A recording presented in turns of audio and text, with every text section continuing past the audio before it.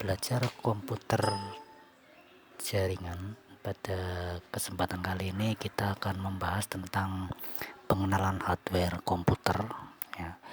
Silakan bisa disimak videonya. Di sini akan menjelaskan tentang apa saja sih hardware komputer itu. Yang pertama, hardware komputer ada yang namanya motherboard. Motherboard ini adalah hardware yang merupakan papan induk bagi perangkat-perangkat komputer lain yang nantinya akan dipasangkan atau disambungkan ke motherboard ini. Jadi motherboard ini bisa diibaratkan papan induknya untuk menempatkan perangkat-perangkat lain komputer ya. Contohnya misalkan yang terpasang di sini ada prosesor nanti dipasangkan pada soket prosesor ini, kemudian ada RAM nanti dipasangkan pada slot RAM di sini, ini slot RAM, kemudian LAN card juga bisa dipasangkan di sini melalui slot PCI ya, juga sound card juga bisa dipasangkan di sini. Jadi di motherboard ini ada soket prosesor, kemudian ada slot, kemudian slot RAM ya, slot memori, kemudian ada slot PCI, kemudian ada beberapa slot-slot untuk ini adalah untuk power yang nanti nyambung dari power supply. Ini slot IDE untuk nanti disambungkan ke harddisk atau DVD RW. Kemudian di sini juga ada slot SATA yang nantinya bisa disambungkan ke harddisk atau DVD RW atau CD RW yang menggunakan teknologi SATA, yaitu motherboard. Kemudian di belakangnya di sini ada beberapa port yang disediakan. Ini kebetulan untuk motherboardnya adalah motherboard onboard, jadi sudah ada fasilitas LAN card, kemudian VGA card, kemudian sound card yang terpasang langsung pada motherboard. Jadi ketika port-port ini mengalami kerusakan, kita bisa mengganti menggunakan perangkat tambahan atau peripheral yang bersifat eksternal yang nantinya bisa dipasangkan melalui slot PCI ini yang berwarna putih, yaitu adalah motherboard, komponen utama dari sistem komputer. Kemudian yang kedua adalah prosesor atau CPU. Ini adalah otaknya komputer. CPU itu sendiri Central Processing Unit. Di CPU ini nanti akan diproses beberapa instruksi-instruksi yang diinputkan melalui media input atau input device. Misalkan untuk melakukan penghitungan matematik, prosesor ini bisa melakukan penghitungan karena dalam prosesor ada yang namanya ALU atau Arithmetic Logic Unit. Kemudian prosesor ini juga menghubungkan beberapa perangkat komputer ya, karena di sini di prosesor juga ada yang namanya CU atau control unit. Jadi dalam prosesor ini yang intinya adalah sebagai alat pemproses ya, yang intinya adalah sebagai otaknya komputer, ada 3 komponen utama, yaitu control unit, arithmetic logic unit, dan register. Itu merupakan komponen-komponen yang terdapat pada prosesor ya. Ada banyak jenis prosesor yang digunakan. Di sini saya sampaikan contohnya adalah prosesor milik produknya Intel ya. Kemudian ada heatsink. Nah, ini nanti dipasangkan di atasnya prosesor. Ketika prosesor dipasang pada slot motherboard atau dipasang pada soket motherboard, maaf ya. Jadi prosesor dipasangkan pada soket prosesor di motherboard, kemudian diolesi dengan pasta khusus untuk pendingin biar menempel dengan heatsink ini. Nah, kemudian ketika ditempel diberi pasta, di atasnya dipasangkan heatsink yang tujuannya adalah heatsink ini adalah untuk melakukan proses pendinginan. Jadi ketika komputer sedang berjalan atau bekerja, itu akan menimbulkan panas, dan panas tersebut biar bisa cepat stabil ya, panasnya tidak terlalu panas sekali, maka perlu adanya heatsink untuk proses pendinginan.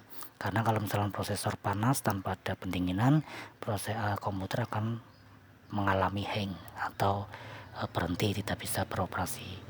Kemudian selanjutnya ada RAM. RAM ini adalah random access memory. Random access memory ini adalah memori penyimpanan yang bersifat sementara. Jadi ketika program komputer jalan, itu program tersebut sementara ditampung di perangkat yang namanya RAM ini. Jadi ditampung di RAM. Jadi ketika nanti komputer dimatikan, program tersebut akan kembali ke hard disk. Jadi RAM ini hanya menampung memori sementara saja. Ketika sudah tidak digunakan, maka kembali ke hard disk. Makanya kalau misalkan kita melakukan pengetikan misalkan menggunakan Microsoft Word, kemudian tiba-tiba komputernya mati, maka hasil pengetikan kita yang tadi dilakukan sebelum di save akan hilang. Kenapa? Karena hanya disimpan di RAM yang bersifat sementara.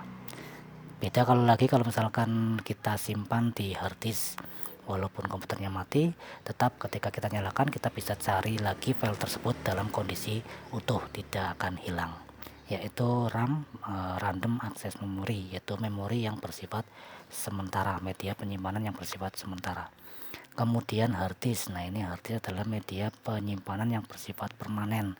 Jadi data-data kita nanti akan tersimpan di dalam hard disk, akan aman. Misalkan kita menyimpannya pada drive D ya. Biasanya kalau dalam sistem komputer ada beberapa drive C, drive D, drive E. Kalau drive C secara umum digunakan untuk sistem operasi. Jadi kita jangan menyimpan file-file kita pada drive C. Kenapa? Karena ketika nanti sistem operasinya diinstal ulang, file-file yang ada pada drive C itu akan ikut hilang. Makanya disimpan pada drive selain C, misalkan D atau E atau yang lain. Ini adalah hard disk media penyimpanan yang bersifat permanen, beda dengan RAM tadi. Kalau RAM sementara. Kemudian DVD RW, ini juga perangkat komputer yang digunakan untuk melakukan pembacaan atau penulisan data yang nantinya akan disimpan pada media penyimpanan berupa CD atau DVD ya, DVD RW.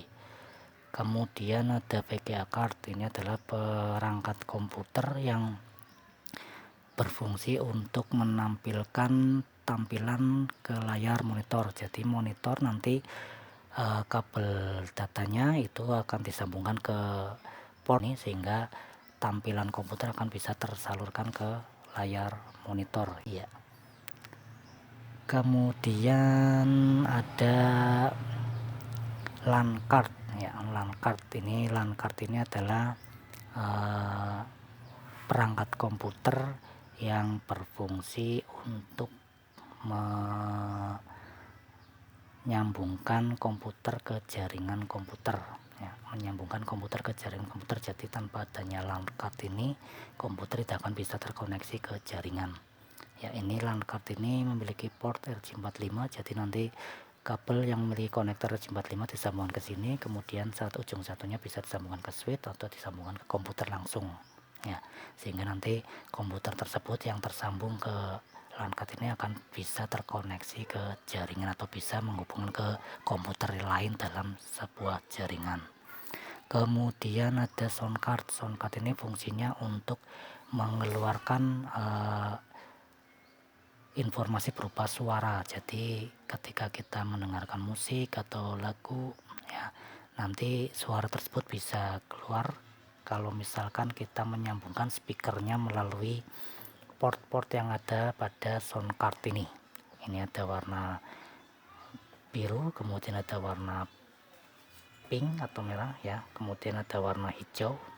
Ini biasanya disambungkan ke speaker ya, jadi bisa digunakan untuk memberikan outputan berupa suara, namanya sound card ya. Ini juga dipasangkan pada motherboard melalui slot PCI. Kemudian power supply ini merupakan perangkat yang memberikan satu daya listrik ke perangkat-perangkat komputer, terutama pada motherboard, hard disk ya, CD-ROM atau DVD-ROM dan sebagainya. Jadi ini pada power supply ini sudah outputan daya berapa yang dibutuhkan, tinggal nanti kita pasangkan pada perangkat yang membutuhkan daya tersebut ya. Ini namanya power supply.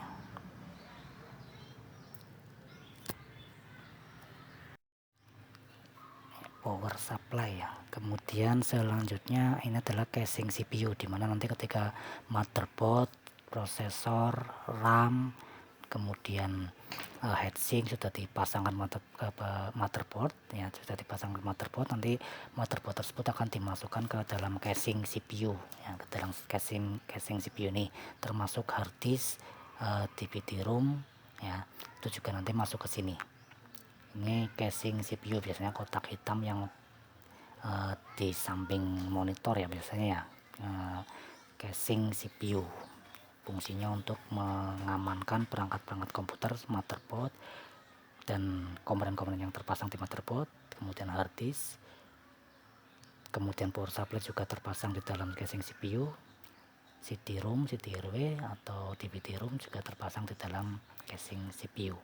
Kemudian selanjutnya monitor. Nah, ini adalah media input juga, media input yang digunakan untuk mengeluarkan outputan berupa tampilan yang tampil pada layar monitor, dimana nanti untuk monitor ini disambungkan melalui VGA card ya, atau kartu adaptor atau kartu grafik ya, kartu grafik adaptor atau VGA card. Nanti ketika sudah disambungkan ke VGA card, pengoperasian komputer bisa kita jalankan atau operasikan melalui tampilan yang ada pada layar monitor ini. Kemudian selanjutnya keyboard. Keyboard itu merupakan media input ya, media input yang digunakan untuk memasukkan instruksi-instruksi ya, berupa angka atau huruf melalui keyboard ini. Jadi ini juga nanti dijadikan sebagai pemberi perintah pada komputer agar bisa beroperasi ya, keyboard. Kemudian mouse juga merupakan media input. Ini juga sama, memberikan perintah kepada sistem komputer melalui klik atau gerakan kursor yang tampil di layar monitor ya. Bisa klik kanan, bisa klik kiri, atau mengarahkan kursor yang tampil di layar monitor ya. Itu tadi beberapa perangkat keras yang ada pada sistem komputer atau hardware, biasa disebut dengan hardware.